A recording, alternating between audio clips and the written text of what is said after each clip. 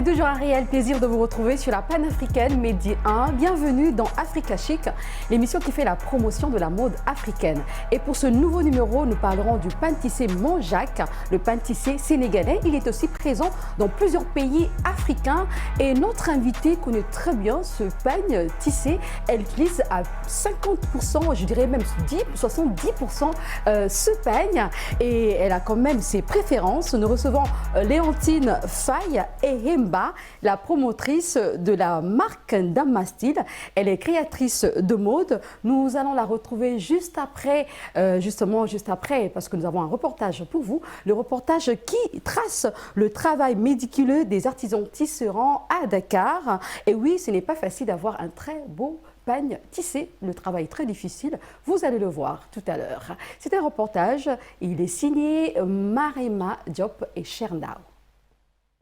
Fin et beau, ce tissu multicolore est appelé pain tissé. Il est d'origine Montjacq, une ethnie sénégalaise. Il est aussi présente en Guinée-Bissau. D'ailleurs, ces artisans sont d'origine bissau-guinéenne. Beaucoup d'entre eux sont nés au Sénégal. Ce travail méticuleux, ils le transmettent de père en fils.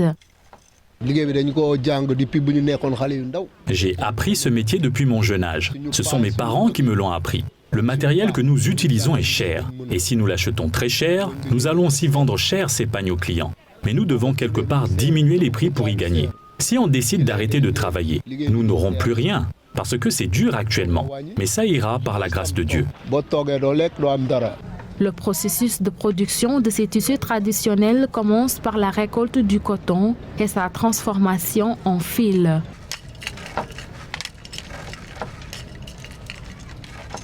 Mais pour ces travailleurs locaux, le travail commence par le choix d'un fil pour avoir un bon rendu de cette œuvre. Carlos se fait assister par son apprenti.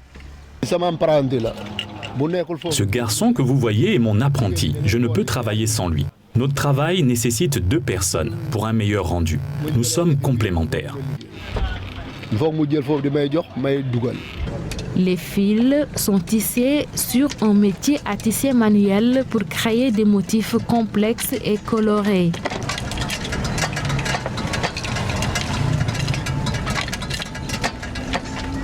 Cette technique est traditionnelle. Pour Obé, 36 mètres suffisent pour atteindre son objectif journalier. Quand nous venons tôt le matin, nous travaillons rapidement, surtout avec les jeunes qui nous aident. Quant à moi, je réalise 3 pièces de pain tissé en une journée. J'avoue que j'ai souvent mal au corps. Je n'ai plus de force comme les jeunes tisserands. J'aimerais bien me reposer définitivement parce que je suis fatigué. Mais ce sera difficile pour moi car je ne pourrai plus subvenir à mes besoins. Le pain tissé est également une source de revenus pour différents acteurs du secteur. Il est vendu sur les marchés locaux et exporté vers d'autres pays. Ici, toutes les nationalités se retrouvent pour se procurer ce pain. Beaucoup de personnes viennent ici, des Sénégalais, des Nigérians, des Ivoiriens et même des Européens viennent acheter nos pains tissés. Chaque communauté a ses propres motifs distinctifs qui peuvent être utilisés pour identifier l'origine géographique de ce tissu. Au fil du temps, ce pain d'origine Montjacq a été adopté par la majeure partie des Sénégalais. La diversité des couleurs et des motifs est une façon pour ces artisans d'innover, comme en témoigne Kabanta, un ancien artisan. Notre objectif pour faire des choses de mieux en mieux, pour s'adapter à la clientèle, parce que aussi si on continue à faire la même chose, vraiment ça ne donnera plus rien d'avantage. Le marché, il y a des clients qui viennent par rapport à leurs besoins. Donc nous, on essaie simplement de les canaliser avec les tisserands, selon les gens qui sont aptes aussi, parce qu'il y a certains motifs aussi que ce n'est pas tous les tisserands qui savent le faire. Donc on les canalise, on les met en place pour qu'ils puissent voir que leurs besoins, satisfaire leurs besoins. Kabanta trouve des marchés pour ses collègues et pour lui-même. À travers ses services, tous les artisans trouvent leur compte. Beaucoup de créateurs et stylistes sénégalais achètent ce pagne pour leur création de mode. D'après lui, l'installation des artisans à Fass Colobane n'est pas fortuite. Venir s'installer, c'est là, la mairie nous s'est approchée, nous proposer les conditions de rester ici. Donc on s'est mis d'accord, on s'est soumis à la loi. Donc c'est à partir de là, c'est payant. On le paye, on nous donne, c'est pas tellement cher, il n'y a pas de sécurité ici. On vient le matin, très tôt le matin, on installe, on travaille jusqu'à 18h, 19h comme ça. On enlève tout ce qui est enlevé, les bois, sinon oui on laisse les bois. C'est que les pics là, on les laisse. Mais tout ce qui est du fil, on enlève tout. Ces tissus traditionnels, très prisés au Sénégal, sont en forme de foulard et de pagne. Ces travailleurs locaux reçoivent 10 à 15 commandes par jour, ce qui explique certains modèles des créateurs sénégalais avec des motifs de pagne tissé. Dans le marché des Jaslem à Dakar, le pagne tissé est bien présent. Cette femme sénégalaise connaît bien ce bijou. J'ai vu un qui a un fond rose. Ou aussi là où il y a le fond bleu, c'est trop joli, j'adore. C'est trop joli. Les goûts et les couleurs ne se discutent pas. Il y en a qui aiment les couleurs trop flashy, il y en a qui adorent les couleurs un peu plus discrètes. Ouais, ça dépend de chacune, quoi. Hein? Oui, c'est tendance. C'est tendance. Ça dépend aussi de la personne qui porte la tenue. Ce pagne est aussi très significatif. Il est souvent utilisé lors d'événements particuliers au Sénégal. Le pagne tissé est utilisé généralement quand une jeune fille se marie et doit rejoindre le domicile conjugal. On lui met ça autour au moment des préparatifs parce que c'est avec ça qu'elle va entrer chez son mari. C'est utilisé aussi chez un nouveau-né le jour du baptême. Il est couvert avec le pagne. C'est une tradition. C'est un tissu bien de chez nous parce qu'on est africain. Des fois, on voit des femmes en mettre. Soit on le patche avec, je sais pas, d'autres tissus. On peut mettre ça avec du bazin. Ça dépend des goûts. Mais des fois, on en voit de très jolis. Et je me dis qu'on doit vraiment l'adopter dans nos tenues de tous les jours. Au Sénégal, le pagne tissé accompagne les étapes clés de la vie. De la naissance à la mort, en passant par le mariage et d'autres événements, le pagne est toujours présent. Il est là pour conjurer un sort, protéger celui qui le porte ou lui porter chance, au-delà de son usage premier à des occasions exceptionnelles. Ce pagne tissé, encore appelé selon les peuples pagne baoulé en Côte d'Ivoire, le kente ou kita au Ghana, le pagne manchak au Sénégal, le faso d'Anfani au Burkina Faso ou encore le canvo au Bénin, il revêt dans les sociétés africaines une dimension socio-culturelle autrement plus importante. Le pagne tissé Monjac, on en parle et nous recevons sur ce plateau Léontine Faye et Hemba. Vous êtes la promotrice de la marque Dama Style. Merci d'avoir accepté notre invitation. Oui, merci. Bonjour Sirma pour l'invitation. Nous venons de voir dans ce reportage comment le pagne tissé Monjac est réalisé. C'est un travail très difficile. Que diriez-vous du travail justement effectué par ces tisserands? C'est un beau travail, certes, mais un travail très difficile. Parce qu'ils sont toujours à la méthode traditionnelle et ce n'est pas évident à l'heure actuelle où nous sommes. Donc il faut penser peut-être à moderniser la confection de ce pagne-là. Et ces tisserands créent différents motifs concernant le pagne tissé. Avez-vous des préférences concernant ces motifs justement? Oui, je peux dire que j'ai des préférences. Parce qu'au Sénégal, nous avons le pagne Monjac, comme ils l'ont dit. Mais dans le reportage, vous voyez qu'ils créent beaucoup de motifs. Effectivement. Et selon aussi la zone, comme ils l'ont dit dans le reportage. Et peut-être au Sénégal, on parle de Monjac. Mais moi, j'ai préféré le Danfani qui est au Burkina. Donc, c'est avec ça que je travaille le plus. C'est vrai qu'on va en parler. Vous avez vraiment, vous aimez bien le pagne tissé qui vient du Burkina Faso. La production artisanale est très délicate, on l'a dit tout à l'heure. Qu'est-ce qu'il faudrait faire pour davantage soutenir ces artisans? Vous avez parlé de moderniser, parce que là, en fait, c'est un travail très traditionnel et c'est très compliqué. Qu'est-ce qu'il faut faire à ce moment-là? Peut-être on va essayer avec l'État, voir comment moderniser Et eux aussi, peut-être ils ont en tête le cycle de modernisation à adopter. Donc ça dépendra de ces gens-là qui sont sur le terrain, de vouloir valoriser aussi leur travail. Oui. D'accord.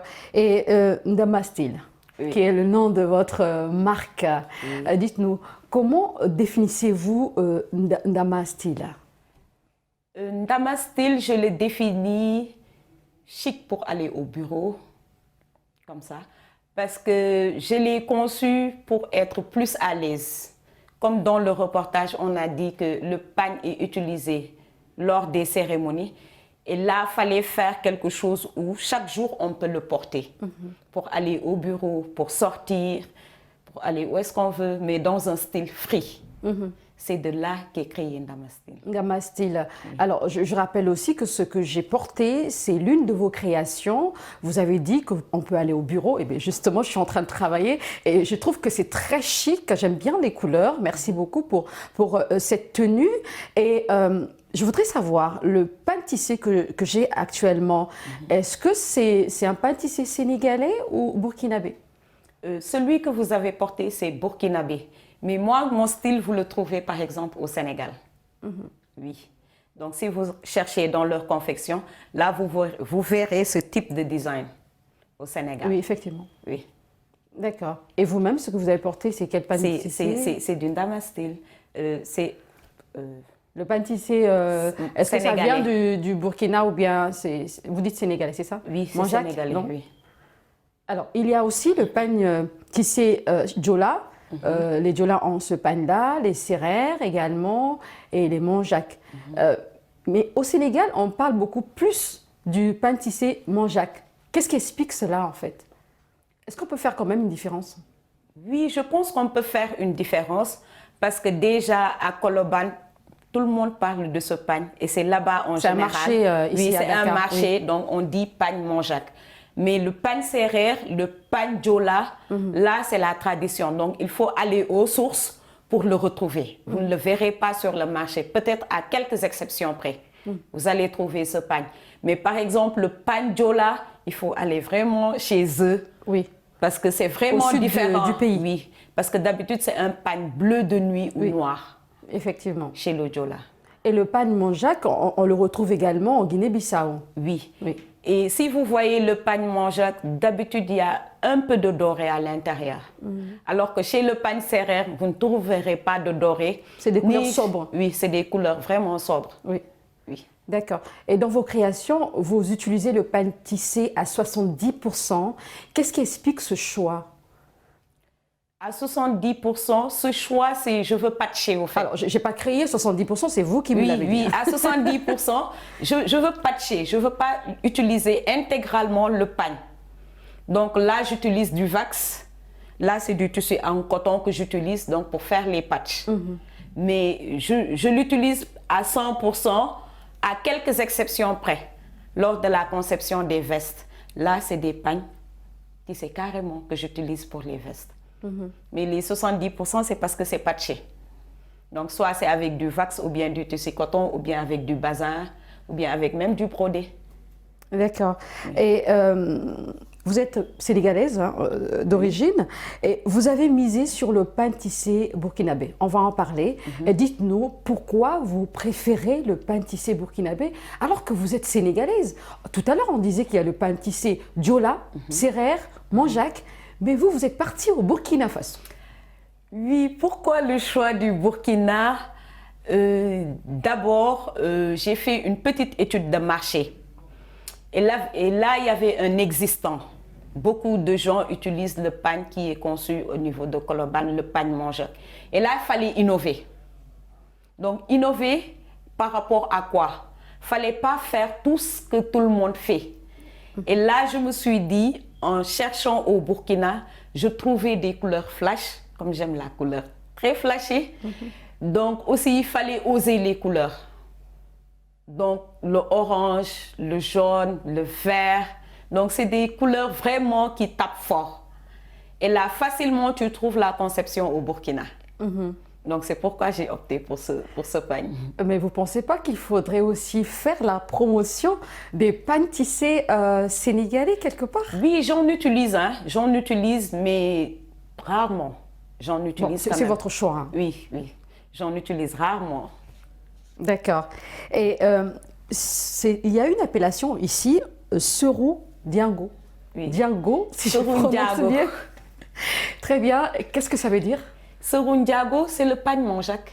D'accord. Oui, en Wolof. En Wolof. Oui. Et vous ne nous avez pas dit, Ndama, ça vient c'est de quelle ethnie en fait? C'est un nom de quelle ethnie, je veux dire? Ndama, c'est un nom, ça vient du Sérère. Okay. Donc, Ndama en Sérère, ça veut dire attraper, tenir bon. Dami. Mm-hmm. Donc, c'est de là qu'est venu le nom Ndama. Tenir bon. Et si vous voyez le logo de Ndama Style, c'est fait à partir de ça. Donc, tenir bon, marquer notre empreinte surtout. Parce que vous voyez, il y a la pousse qui fait les petits cercles avec les fils. Donc, c'est ça. Alors, tenez bon, continuez, hein, oui, parce merci. que là, j'apprécie beaucoup ce que vous faites. Et on voit également les images de vos créations. Oui. Vous faites des chemises pour hommes, des chemises pour femmes, oui. des robes chemises que j'ai portées d'ailleurs. Et c'est vraiment des belles créations. Alors, en Afrique, on a différents pains tissés. En Côte d'Ivoire, on a le baolé, le pain baolé. Au Ghana, on a le kita ou le kenté. Et ici au Sénégal, on a le Moinjac, voilà, le pain Diago, justement. Qu'est-ce qu'il faudrait faire? S'il faut parler des créateurs, des stylistes, des populations, qu'est-ce qu'il faut faire pour faire la promotion justement de ce pain tissé de façon générale? Qu'est-ce qu'il faut faire en tant que tel? Il faut promouvoir le pain. Il faut aimer nous, Africains, ce qu'on est. Vous êtes comptable de formation et vous êtes responsable administrative et financière. Vous êtes aussi dans le milieu de la mode. Comment arrivez-vous à vous organiser? N'y a-t-il pas une activité qui vous prend beaucoup plus de temps? Pas tellement. C'est très difficile d'allier les deux, mais on essaie à chaque fois de couper la poire en deux. Parce que ce n'est pas évident le soir de descendre du boulot, d'être à la maison, de préparer les commandes le week-end et autres. Donc c'est un peu chargé, mais quand même on essaie quand même d'organiser notre calendrier de telle sorte que les devoirs du bureau, on les respecte et on essaie aussi toujours de satisfaire la clientèle. D'accord. Oui. Et dans vos créations, il n'y a pas que le pain tissé. Vous utilisez également le coco dunda. Oui. C'est un pain du Burkina Faso. Oui. Expliquez-nous, pourquoi vous aimez bien je veux dire le pays, c'est vrai, ça reste l'Afrique, mais pourquoi vraiment ce choix, le choix de Coco Dunda également? Déjà, j'aime bien le Burkina, c'est un pays que j'ai dans le cœur. Et là, le Coco Dunda, à un moment donné, quand ça venait d'apparaître, il n'y avait que quelques qui venaient d'arriver au Sénégal. Et là, je me suis dit, pourquoi ne pas se pencher sur ça et en faire des créations. Et de là, j'ai fait quelques motifs que j'avais passés à des amis qui ont bien apprécié. Et là, oups, il y a eu le déclic. Oui, mais j'aime bien le Burkina quand même. C'est un pays adoptif à moi. On aime bien hein, le Burkina, et comme le Sénégal d'ailleurs. Ah, bien sûr. Alors, dans cette émission, nous avons pour habitude de faire découvrir à notre invité quelque chose de particulier. Et aujourd'hui, nous allons découvrir une astuce de beauté masculine. Voilà, ensemble. Hein? Et vous restez avec nous, bien entendu. Merci. Voilà, vous l'avez compris, nous allons découvrir tout de suite une astuce de beauté masculine. Nous parlons de la barbe, qui est un style de beauté de plus en plus populaire chez les hommes. C'est signé Fatou Cissé.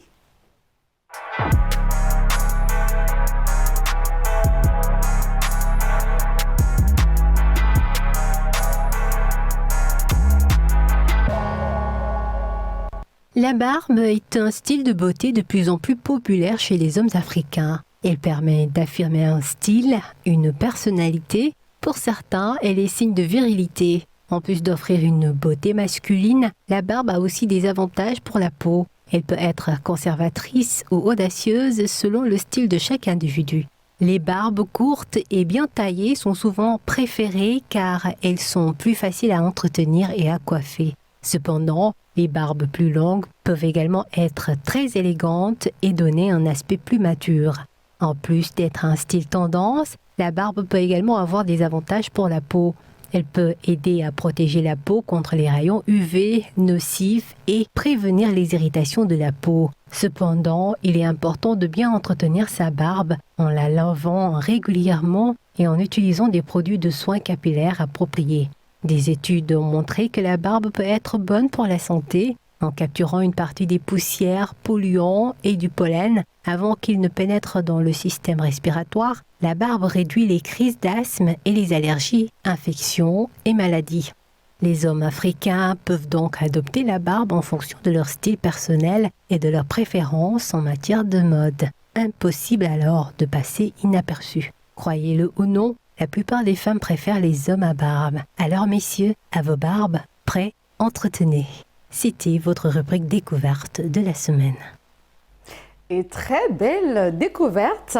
Alors, Damastil, qu'est-ce que vous pensez justement de ce style? Les hommes africains aiment bien la barbe. C'est stylé d'ailleurs. Est-ce que vous préférez un homme avec barbe ou sans barbe? Sans barbe. Sans barbe? Oui. Ah, d'accord. Et pourquoi? C'est vrai que c'est stylé et comme le reportage l'a dit, ça dégage la personnalité de la personne. Donc là, chacun a ses préférences, les goûts et les couleurs ne se discutent pas, n'est-ce pas? Je suis d'accord avec vous. Alors, nous sommes arrivés à la fin de cette émission. C'était un réel plaisir de vous recevoir justement sur ce plateau Damastil, connu sous le nom de Tina. Oui. Merci beaucoup d'avoir accepté notre invitation. Merci d'avoir répondu à nos questions. Merci Sirma pour l'invitation. Merci beaucoup. C'est moi. C'est la fin de cette émission. Merci de l'avoir suivi. On se retrouve très bientôt sur Média 1.